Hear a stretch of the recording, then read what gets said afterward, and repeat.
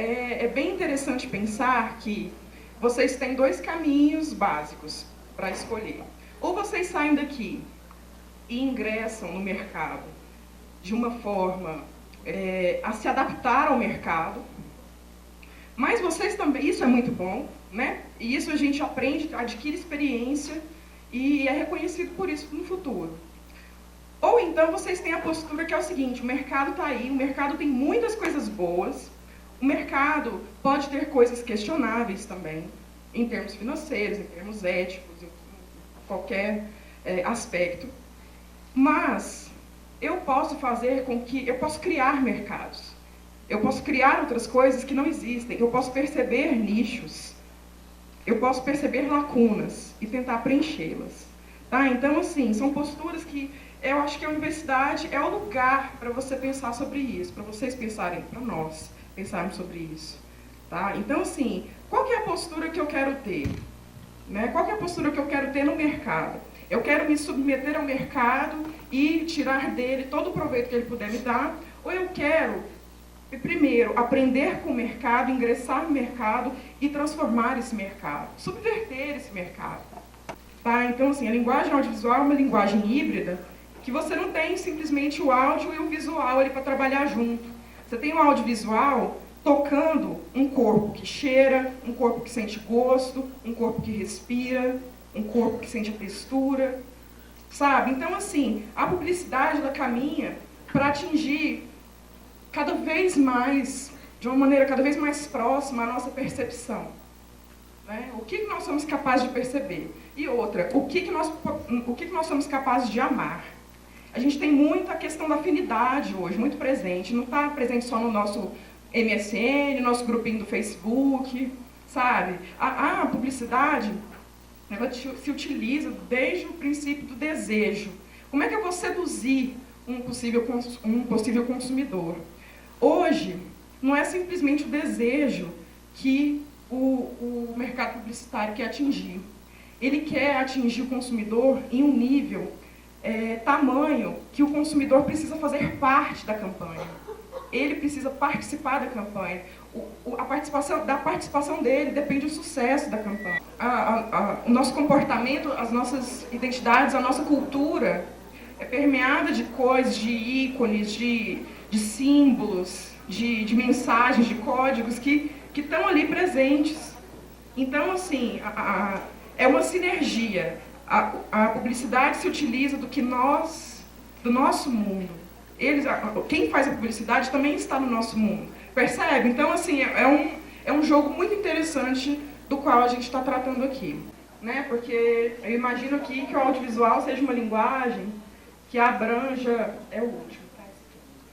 Que abranja aí várias outras linguagens. Né? A linguagem audiovisual está no jornalismo, está em relações públicas...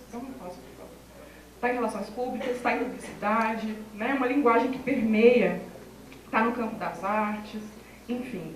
Então, eu trouxe para vocês aqui algumas peças audiovisuais, não necessariamente publicitárias, para que a gente começasse a pensar os potenciais disso, tá?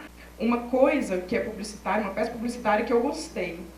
E aí a chance de levar isso para frente. Está percebendo que a peça publicitária em si, ela não vai funcionar.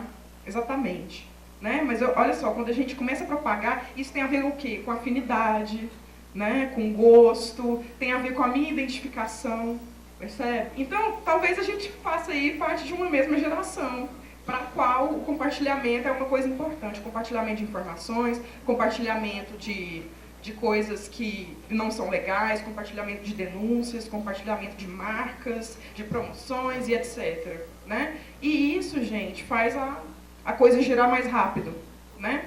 Porque a gente não tem mais instituições que detêm o poder da comunicação. Todos nós detemos o poder da comunicação. E isso é muito importante, até para pensar nas novas dinâmicas que as produtoras, as agências, os jornais, as redações têm pela frente.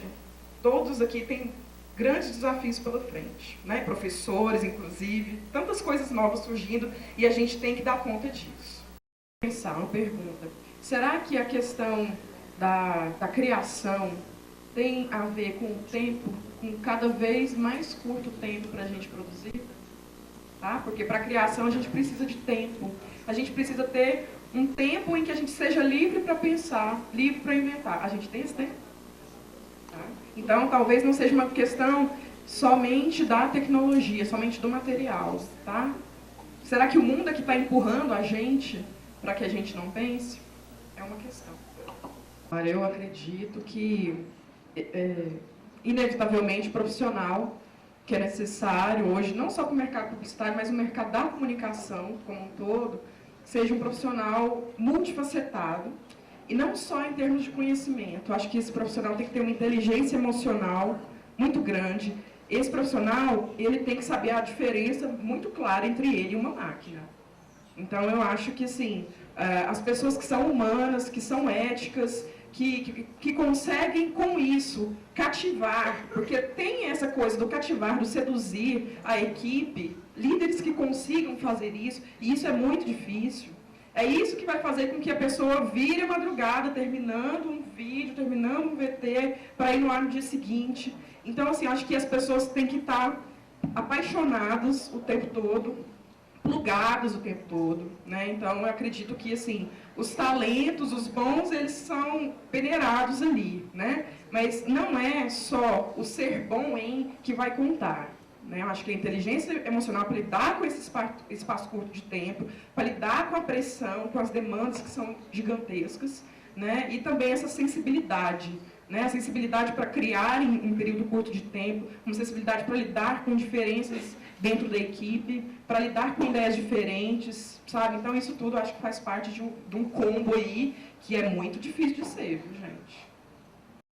Aqui eu finalizo, tá, gente? Vou passar aqui para o Euclides, então, tá?